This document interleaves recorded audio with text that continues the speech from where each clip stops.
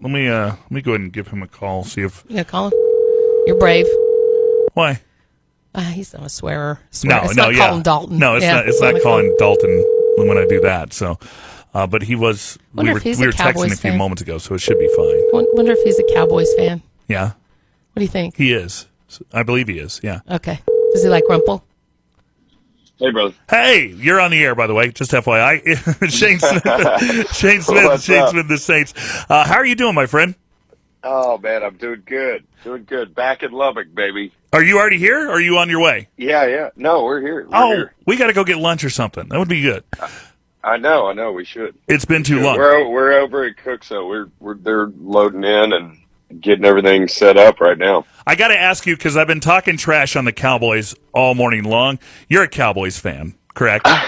yeah, but I've been out of the loop for this season.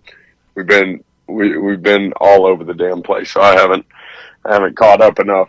Yeah, but good news is the season is starting like tonight and this Sunday, so you're good. And the good news, he's picking the right team, unlike you, JR. I would also like to point out, Shane, I believe it was your dad or your granddad actually played for the Chiefs. Yeah, my dad did. My dad was a kicker for the Chiefs it was a very short period of time, but yeah, technically that is totally accurate. Technically is the best kind of accurate because Exactly. Exactly. How are things, man? You've been having a wild 2 years. Yeah, it has been wild. It's funny. I posted that thing to Instagram last night. Did you see that? I did. Video from The last time you did it, you called in on the show. The bus burnt down like an hour later. So yeah. Oh my gosh, you're right. I forgot about that. I had called in that morning. But anyway, yeah, it's pretty much like that year. That would have been 2019, and so. It was like everything kind of hit rock bottom that year, and then we had that bus fire, and that just kind of like put the nail in the coffin. And we didn't give up, and we kept our heads down and kept pushing forward. And there shortly after that, we got with a brand new management team, discovered us, and then we got new agents and. Just before you know it, like everything just started to turn around, even though COVID was happening. It was, because like 3 months after that bus fire happened, COVID hit. And that's when we got with our new management team. And, despite any of that, we still just managed to keep trudging along and things just slowly started to get better. And then we just started finally catching breaks. We had gone a really long time without catching any breaks, and then before you know it, we were doing our first Red Rock show with Lucero, and then we were getting asked to do the North America tour with Whiskey Myers, and then we were on Yellowstone, and then a second season we were on Yellowstone. It was just like all these things just started like.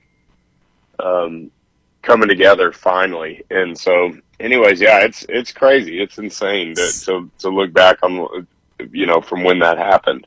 So from your post, best I could tell, you were almost ready you were to the point of like, is this going to work? Having doubts before it all turned around. Yeah, absolutely. We about a month later we were over in Denver playing the Gothic Theater in Denver, and we had played Denver for years and years and years up to this point, and had managed to build up a good little fan base in a lot of these markets throughout the country. And it was just it was a very organic fan base, though. It wasn't like we had anything go viral. We never had we never had much luck with like streams and stuff like that. I think we had like 200,000 or 300,000 monthly listeners, but that was without ever having a Spotify playlist. That was just like people, that had come to shows. The people who know you and knew you, like us, JR and I, right before COVID started, we kept saying, one more concert, one more concert, one more concert. And we found out you guys were playing at Green Hall. I said, JR, we have to go. It's the only time I've been with this radio station almost 4 years that I'm like, JR, get me on the list. Usually I'll buy my tickets or if it's a local thing, but we went and you guys brought the house down, and I am so glad you stuck with it. And look what has happened. And I think it really is an inspiration to those that hear it from fans, that we know what you're doing, we love what you're doing, keep going, and you've done it. So congratulations. Well, I appreciate that a lot. Yeah, but we essentially played that show in Denver like a month and a half later, and our promoter Danny Sachs from AEG, and they're the ones that book Red Rocks. They book like all those, a lot of like really big venues in Colorado. And anyways, he came out and was like, "Hey, like I thought you were going to cancel this. I can't believe y'all still did this show tonight." And it ended up being like pretty much sold out, I think, at Gothic Theater. And it was like a Thursday night at the first week of January, which like no one really does concerts in the middle of winter there, or you're kind of signing yourself up for failure if you do. And we were on our way to Steamboat, so it didn't matter. And anyways, when he asked me like, "How are you doing?" I just was like, "Man, I think I'm done with all of this." Like that, the fire was kind of like the last straw. Like, I don't know how we're gonna like bounce back or whatever. And he was the one that knew 7S Management and Brian Schwartz and these guys that now are our managers. And anyway, so it was technically that conversation with him that was the reason that it all started to like turn around. He was like, Right. "Man, give me like 1 week. I know this guy. Like, I think he's going to love y'all." He doesn't do anything that's like folk rock like this. He's mainly just manages rock bands. But anyways, and sure enough, he reached out and it, I don't know, it was almost like that gave just enough confidence to be like, okay, well, let's give it one more shot. Let's keep trying, and sure enough, here it is. It's been amazing. I gotta say, I have an absolute love for you guys. You guys are some of my best friends in this business. Love you guys very much. One of the most special moments that I've ever had in my career was it was the night after that Gothic show. You had one in Fort Collins, Colorado, and found the guitar you would later raffle off, I believe, for the good cause. Yeah, totally. Yeah, that to me, shopping in there with you and the guy running the shop who had no idea who you were or any of your story. One of the more special moments in my life in this career. Well, this was to replace the burned down equipment, right? Yeah, I mean, correct, you were on borrowed equipment for a few months, I think, and because of the fire. Yeah, exactly. And that was why I had to get that, was because I believe I'd been using a Bard guitar at that time, and I was like essentially going to have to give it back. So one of my I was like, I need to find an actual guitar, and it's a Fort Collins, and I ended up finding that old. It was like a '84 Guild acoustic. That was a really, really cool day for me. I like singed vinyls or something, and I'm like, oh, I shouldn't buy one of those. I should have bought one of those. You know what I mean? Should have gotten it, because that's classic. Man, I don't even know that I have one of those, and looking back, I'm like, oh my God, how in the world? Like, that would have been such a crazy cool collector's item thing, because some of those they still played fine. Like, really? The vinyl was still perfectly fine, but the fire had burned like the top and the top of the box and like the sides of the box. Imagine like just like looking at the cover, and it's like there's just burns all around the edge of it, but then the vinyl was still in there. It was, I don't know, that was really cool, and I think he sold all of them. Probably all in hands of Lubbockites. Yeah, they're probably all in Lubbockite hands. So tell the story. You guys were on the bus, and there was, 2 cell phones that survived in a violin? Yeah, pretty much. That was about it. And half the guys weren't even dressed. I mean, they were like sleeping in their bunks and stuff, and just had like boxers on or whatever. And but yeah, we had some fuel lines bust, and the engines are located in the back of the bus, and anyways, whenever those busted, I you combine a bunch of diesel with a bunch of heat, and there then you got a big fire, and the engine caught fire, and Isn't it? I was actually in the bathroom whenever it happened. And I Oh could hear Chase no. yelling. Yeah, Yeah, isn't it interesting how a girl texting and driving somehow wound up saving y'all's lives, possibly? Because she hit Chase on a motorcycle down there in College Station.